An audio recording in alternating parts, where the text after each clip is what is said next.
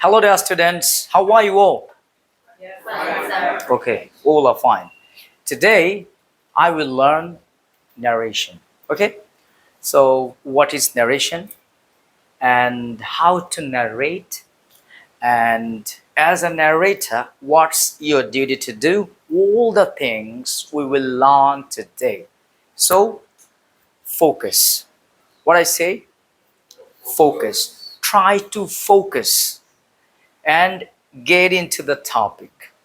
If you are a very good student, or if you want to learn something systematically, your focus should be like a lion. You must have heard the name lion, king of a forest. When it hunts, what does it do?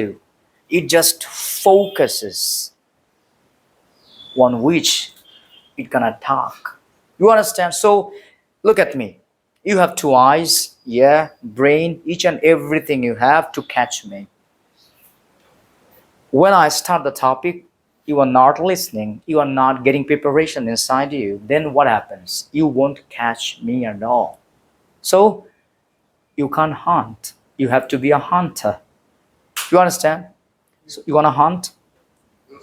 You wanna hunt? It's a metaphor. You don't catch me. You wanna hunt. তুমি কি শিকার করতে চাও?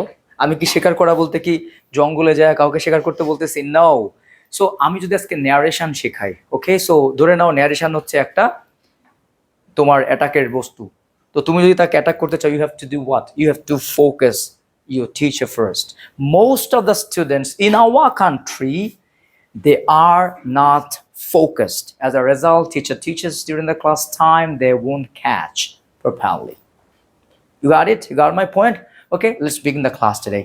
Listen, দেখো narration আমরা কত সহজে করতে পারি। ন্যারেশন তো হাজার হাজার ক্লাসে করা যায়, বাট কত ইজিলি ন্যারেশন করা যায়। ফোকাসটা বাড়াও। Look at me, look at the board. দেখো আমি লিখলাম she told me Amil ill. Look at the board. এটা বাক্য দেখো আগে, ঠিক আছে? আমি কি লিখেছি?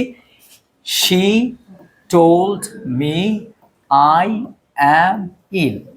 ওকে, এখানে একটা কমা দেওয়া আছে, ইনভার্টেড কমার মধ্যে আম ইল আছে, তাই তো? তো ন্যারেশন মানে হচ্ছে বর্ণনা, রাইট? ন্যারেশন মানে কি? বর্ণনা। এখন ন্যারেশনের দুইটা পার্ট, এটা একটা অংশ, এটা একটা অংশ, তাই না? এটা তোমরা সবাই জানো। এখন বলবা এটাকে বলে রিপোর্টিং ভার্ব, এটাকে বলে রিপোর্টেড স্পিচ, এই তো? আচ্ছা, দেখো এখানে রিপোর্টিং ভার্ব বলতে কাকে বোঝানো হচ্ছে বলতে পারবা? কাকে বোঝানো হচ্ছে রিপোর্টিং ভার্ব বলতে? টোল্ডকে মনে রাখতে হবে। এখন দেখো টোল্ড একটা রিপোর্টিং ভার্ব, তার মানে যে ভার্ব রিপোর্ট করছে। রিপোর্ট বলতে আমরা কি বুঝি? রিপোর্ট বলতে বোঝানো হচ্ছে আমরা পাঁচভাবে মনের ভাব প্রকাশ করি না?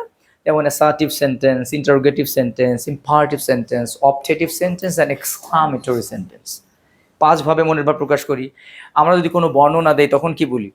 অ্যাসার্টিভ সেন্টেন্সে কথা বলি, বর্ণনা, আমি ভালো আছি, কালকে দেখা হবে, বিভিন্ন রকমের স্টেটমেন্ট দেই আমরা অ্যাসার্টিভ সেন্টেন্সে, রাইট অর রং? কিন্তু যখন কাউকে কোয়েশ্চেন করি তখন আমরা কিন্তু বলি কেমন আছো, কিভাবে কাজটা করতে পারবো, এটসেট্রা, রাইট? এরপরে আমরা ইম্পারেটিভ সেন্টেন্সে কি করি? বিভিন্ন রকমের আদেশ নিষেধ অনুরোধ করি, অবজেক্টিভে প্রার্থনা করি, এক্সক্লামেটরে বিস্ময় প্রকাশ করি, এই তো? তাহলে প্রতিটা সেন্টেন্সে একটা ভার্ব থাকে না? যেমন ধরো অ্যাসার্টিভ সেন্টেন্সে আমরা টোল্ড ব্যবহার করি, স্যাড ব্যবহার করি। তোমরা প্রায় সেইড বলো, নো, রং প্রনাউন্সিয়েশনস। কি বলবো আমরা? Sad, not said. He said to me, he sad to me. মনে থাকবে? সেই, আমার সাথে বলো, সেই, স্যাড, স্যাড। টেল, আমি কি বলছি? টেল, খেয়াল করো, টেল, টোল্ড, টোল্ড, টোল্ড বলি নাই, told, told, মনে থাকবে? ওকে, তাহলে এই যে অ্যাসার্টিভ সেন্টেন্সে স্যাড বা টোল্ড বললাম, ইন্টারোগেটিভ সেন্টেন্সে বললাম আস্কড, ইম্পারেটিভে বললাম অ্যাডভাইসড, রিকোয়েস্টেড, তাই না? ইত্যাদি ইত্যাদি। অবজেক্টিভে বলছি প্রেইড, উইশড, এবং এক্সক্লামেটরিতে বলছি এক্সক্লেইমড উইথ। এই যে ভার্বগুলোকে ব্যবহার করলাম, এই ভার্বগুলোকে বলে রিপোর্টিং ভার্ব। যখন কেউ আস্কড বললো তার মানে বোঝা যায় ভিতরে কোশ্চেন করা হয়েছে। তাহলে রিপোর্টিং ভার্বের মাধ্যমে আমরা বুঝতে পারি ভিতরে কোশ্চেনটা কি হবে। সো ন্যারেশনের মাত্র 2টা কাজ যদি কোনো স্টুডেন্ট ভালো করে করতে পারে ও ন্যারেশনে বস। সেটা কি? প্রথমে দেখবে যে রিপোর্টিং ভার্বে পরিবর্তনটা ঠিক মতো করতে পারছে কিনা, আর হচ্ছে রিপোর্টের স্পিচটাকে সে কিভাবে পরিবর্তন করবে। ওকে, একদম সিম্পলি খেয়াল করো। তাহলে আমরা এখানে যদি অ্যাসার্টিভ থাকে তাহলে টোল্ড বা স্যাড ব্যবহার করব, যদি কোয়েশ্চেন মার্কস থাকে তাহলে ব্যবহার করব আস্কড। আস্কড এর পরে কখনো টু বসবে না, মনে থাকবে, এবং দ্যাটও বসবে না। ইম্পারেটিভ যদি হয় তাহলে আমরা ব্যবহার করব টোল্ড। ইম্পারেটিভ 4 রকমের আমি বলবো, ন্যারেশনে 4 রকমের ইম্পারেটিভের দরকার হয়, সেটাও আমি তোমাকে এক্সপ্লেন করছি। আর যদি অপারেটিভ থাকে তাহলে প্রেইড, উইশড। এর আগেও করেছো তোমরা, বাট এখন আমরা জাস্ট একটু রিভিউ করে নিচ্ছি। এবং তাহলে এই প্যাটার্নটাকে আমরা বুঝতে পেরেছি এটা। তাহলে রিপোর্টিং ভার্ব সবচেয়ে গুরুত্বপূর্ণ, কারণ তুমি একজন রিপোর্টার, রাইট? তুমি ন্যারেট করবা, ন্যারেটার। সো তোমার ভার্ব যদি ঠিক না থাকে তাহলে কিন্তু তুমি ন্যারেট করতে পারছো না। তাহলে আমাদেরকে প্রথমেই দেখতে হবে সেন্টেন্সটা কিসে আছে। অ্যাসার্টিভে থাকলে কি লিখবো বলি আমরা? অ্যাসার্টিভ থাকলে স্যাড ওয়ার টোল্ড, ইন্টারোগেটিভ থাকলে আস্কড, টু দ্যাট বসবে না, ইম্পারেটিভ হইলে অ্যাডভাইস, টোল্ড, সাজেস্টেড এটসেট্রা। অপারেটিভে কি লিখবো?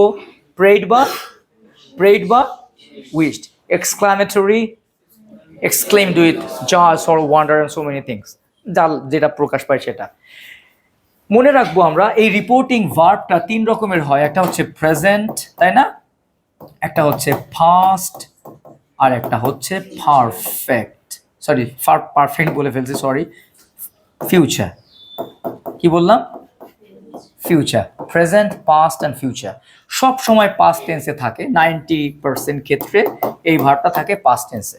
মনে রাখবা যখন পাস্ট টেন্সে থাকবে মানে V2 তে থাকবে তখনই এটার পরিবর্তন হবে, তাছাড়া কখনোই পরিবর্তন হবে না। এখন আমি এখানে কিন্তু টেলের পরিবর্তে লিখতে পারতাম যে she tells me, আবার লিখতে পারতাম যে she will tell me, দুটোই হতে পারতো। তাহলে টোল্ড কি V2 না? ওকে, যদি এখানে V1 থাকে অথবা ভার্বের সাথে এস বাই এস থাকে মানে ফিউচার টেন্স থাকে, অথবা উইলে শ্যালে ফিউচার টেন্সে যদি থাকে, সহজ কথা ফিউচার আর প্রেজেন্ট হলে রিপোর্টেড স্পিচের পরিবর্তন করব না, শুধু নাম্বার পার্সন ঘুরে যাবে। মনে থাকবে? ক্লিয়ার? আবার বলি, তাহলে শুধুমাত্র কোন টেন্সে রিপোর্টেড স্পিচের চেঞ্জ হবে? পাস্ট টেন্সে। আর ফিউচার আর প্রেজেন্টে থাকলে কি চেঞ্জ হবে? নাম্বার পার্সন শুধু চেঞ্জ হবে। ক্লিয়ার? 2 নম্বর কথা হচ্ছে যে তাহলে এবার আমরা এইটা কিভাবে করব। কোনটা বলো তো বাবা? রিপোর্টেড স্পিচের পরিবর্তনটা আমরা কিভাবে করব। দেখো, রিপোর্টেড স্পিচের 2টা জিনিস খুবই গুরুত্বপূর্ণ। একটা হচ্ছে সাবজেক্টের পরিবর্তন করা, আর একটা হচ্ছে ভার্বের পরিবর্তন করা। এই 2টা সবচেয়ে মেজর পরিবর্তন।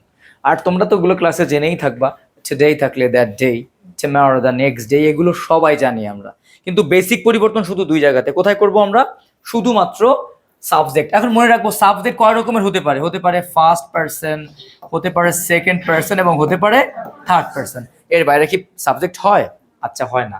তো এখানেও কিন্তু বাবা একটা সাবজেক্ট এবং অবজেক্ট রয়ে গেছে না? এই যে শি একটা সাবজেক্ট এবং মি একটা অবজেক্ট। যদি এইখানে ফার্স্ট পারসন দেখো, ফার্স্ট পারসন কারা? আই এবং উইকে ফার্স্ট পারসন বলে না? যদি এখানে ফার্স্ট পারসন হয় তাহলে সাবজেক্টের সাথে চেঞ্জ হবে। যদি এখানে সেকেন্ড পারসন থাকে তাহলে চেঞ্জ হবে অবজেক্টের সাথে। আর যদি থার্ড পারসন হয় তাহলে no change. What I say, no change. মনে থাকবে? আবার বলি, দেখো 2টা জিনিস কি কি মনে রাখতে হবে আমাদেরকে। যদি হয় ফার্স্ট পারসন, কার সাথে? সাবজেক্টের সাথে। Second person, third person, no change. Simple, হয়ে গেল। এখন আমাদের একটা কাজ বাকি, সেটা হচ্ছে স্যার ভার্ব কিভাবে পরিবর্তন করব। এটা করার সময় মোস্ট অফ ইউ তোমরা টেন্স শেখো আগে। এটাতে টেন্সের দরকার নাই, টেন্সটাকে না শিখো এটা করা যায়। সেটা কিভাবে? আমরা একটু আবার যাই। এখানে দেখো, যদি V1 থাকে তাহলে আমরা V2 তে কনভার্ট করব। যদি ভার্বের সাথে এস বাই এস থাকে আমরা V2 তে, এটা কিন্তু গুরুত্বপূর্ণ, নোট করতে হবে। হ্যাঁ, এরপর যদি তোমার থাকে লাইক V2 থাকলে আমরা হ্যাড প্লাস V3 তে কনভার্ট করব। ওকে, এরপর যদি থাকে ধরো তোমার এম, ইজ, আর থাকলে আমরা লিখবো ওয়াজ, ওয়্যার। মনে থাকবে? আরো ক্লিয়ার? যদি ওয়াজ ওয়ার থাকে তাহলে কি হবে রে? বলে গেছস নাকি? Had been. Okay, so V1 থাকলে V2, S বাই S থাকলে V2 হবে, V2 থাকলে হ্যাড প্লাস V3, অ্যামিজার থাকলে ওয়াজ ওয়ার থাকলে হ্যাড বিন। আর কি মনে রাখতে হবে? যদি মেই থাকে তাহলে কি হবে? মে থাকলে মাইট। মে থাকলে কি হবে? মাইট।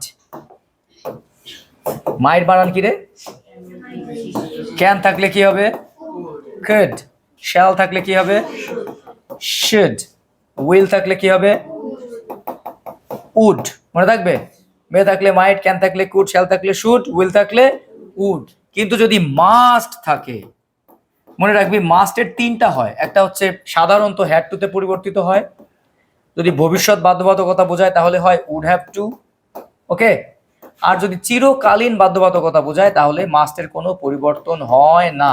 আমি একটু বুঝায় বলি, যে কোনো মাস্টের সাধারণ পরিবর্তন হচ্ছে হ্যাড টু, যেমন I must go to college, I had to go to college, just change হবে এইভাবে করে। যদি ভবিষ্যৎ বাধ্যবাধকতা হয়, মোস্ট অফ দ্য টাইম আমরা এটাকে ভুল করি। ভবিষ্যৎ বাধ্যবাধকতা কাকে বলে? ধরো তুমি একটা বাসায় ভাড়া থাকো, এখন তুমি বলছো যে স্যার যদি আমি সামনের মাসে যদি ভাড়া বেড়ে যায় তাহলে এখানে থাকবো না, I must leave if the rent is increased, তখন এখানে ওই মাস্টটা হয়ে যাবে উড হ্যাভ টু। আর যদি কোনো চিরন্তন ব্যাপার যদি থাকে, চিরকালীন বাধ্যবাধকতা, যেমন you must obey your parents, you must maintain the discipline of the school, তখন চিরকালীন বাধ্যবাধকতা যেটা, সেখানে তুমি মাস্টের পরিবর্তন করতে পারবে না। মনে থাকবে? তাহলে মাস্টের চেঞ্জ আমরা কখন করব? কখন? যদি সাধারণত মাস্টের পরিবর্তে হ্যাড টু, যদি চিরকালীন বাধ্যবাধকতা বোঝায় মানে যেখানে মাস্টের পরিবর্তন হবে না সেখানে মাস্ট। আর যদি ফিউচারে চেঞ্জ হতে পারে, এমন তুমি ফিউচারে তোমার ডিসিশন চেঞ্জ হতে পারে ভবিষ্যতে, তখন তুমি would have to. Would have টুর ব্যবহার খুবই কম, দরকার নেই। ওকে, তাহলে বোঝা গেল। আচ্ছা, এতটুক যদি কোনো স্টুডেন্ট মনে রাখতে পারে, আই রিপিট, যারা এতটুক যদি কেউ মনে রাখতে পারো, ওকে, একটা স্ক্রিনশট দিয়েও রাখা যায় সামান্য। আমরা একটু মুখে মুখে বলি। V1 থাকলে S বাই S থাকলে V2 থাকলে অ্যামিজার থাকলে ওয়াজ ওয়ার থাকলে মে থাকলে ক্যান থাকলে শ্যাল থাকলে উইল থাকলে মাস্ট থাকলে had to, would have to, আর হচ্ছে কি must. Very simple, very simple. এখন চলো আমরা একটা ন্যারেশনের একটা এক্সাম্পল। তুমি কি বুঝতে পারছো বাবা? ওকে, আচ্ছা দেখো, আমরা মুছে ফেলবো এটা। ওকে, এখন আমরা আবার সেই বাক্যটাকে আবার লিখি। হ্যাঁ দেখো, she told me I'm ill, I am ill। সবাই দেখো তাহলে আমরা কি লিখবো? she told me that। দেখো দ্যাট কেন লিখতে হয় সেটা আগে জেনে নাও, কারণ এই যে হ্যাঁ এই তো জানো তোমরা সবাই দ্যাট কেন লিখতে হয়। আচ্ছা দ্যাট, এবার দেখো এটা কি আই কোন পার্সন? খেয়াল করবো আমরা, আইটা কোন পার্সন, কার সাথে চেঞ্জ হবে? তাহলে এখানে হয়ে যাবে হচ্ছে she। এম থাকলে কি হবে বাবা? Am is are was were, she was ill। কোনো চেঞ্জ হলো? একদম ন্যারেশন ডান। এখন যদি এখানে এমন থাকতো, ধরো যে she tells me, খেয়াল করো, I am ill, খেয়াল করো হ্যাঁ সবাই। এবার এখানে রিপোর্টিং ভার্বটা কিসে আছে? প্রেজেন্ট ইনডেফিনিটে আছে না? তাহলে আমরা কি করব? she tells me that। এবার এটা চেঞ্জ হবে, ঠিক আছে? আই কার সাথে হবে? এর সাথে। she, এখানে এম থাকলে ওয়াজ হওয়ার কথা ছিল, কিন্তু এখানে হবে না, বিকজ এখানে টেন্সটা রয়েছে প্রেজেন্ট, এই জন্য এখানে আই এর পরে এম বসে, কিন্তু she এর পরে এখানে ইজ হবে। টেন্স কিন্তু সেম না, এম আর ইজটা কি একই টেন্সের মধ্যে পড়ে না, এই জন্য এটাকে আমরা পরিবর্তন করব না। এটা হয়ে গেল তোমার ন্যারেশন। এখানে যদি উইল থাকতো, ধরো she will tell me, তখনও সেমই থাকতো। এখানে লিখতাম যে she will tell me, okay, she will tell me that, কি হতো পরে? she is ill। তাহলে আমরা কি শিখতে পারলাম? রিপোর্টিং ভার্ব যদি প্রেজেন্ট ইনডেফিনিট বা ফিউচার ইনডেফিনিট থাকে তাহলে রিপোর্টেড স্পিচের টেন্সের পরিবর্তন হবে না, নাম্বার পার্সেন্ট চেঞ্জ হবে। ঠিক আছে, ক্লিয়ার? তাহলে আমরা কি কি শিখলাম? ন্যারেশনে দুইটা জিনিস যদি ভালো করে জানা যায়, রিপোর্টিং ভার্বের পরিবর্তনটা, আর কি, আর কিভাবে সাবজেক্টটাকে চেঞ্জ করতে হবে তিন ভাবে। V1 থাকলে যে আমরা প্রেজেন্ট ইনডেফিনিট থাকলে কিভাবে করব, আর হচ্ছে তোমার ওই যে কি বলে first person, second person, third person, বুঝতে পেরেছো? আচ্ছা, এখন কি বাকি আছে আমাদের? যে 5টা সেন্টেন্সেই তো ন্যারেশনটা হয়, তাই তো? ওই 5টা সেন্টেন্সের এক্সপ্লানেশন এখন আমরা জেনে নেব। এখন তোমাদেরকে কয়েকটা করতে দিলে কি করতে পারবে, দেখো তো পারো কিনা। She told me I went there. She told me I will go out. I will go out tonight. Tonight, okay? Okay. She said to me they made a mistake. দেখি তোমরা কি বুঝতে পেরেছো, এতটুকু করে দেখাও তো।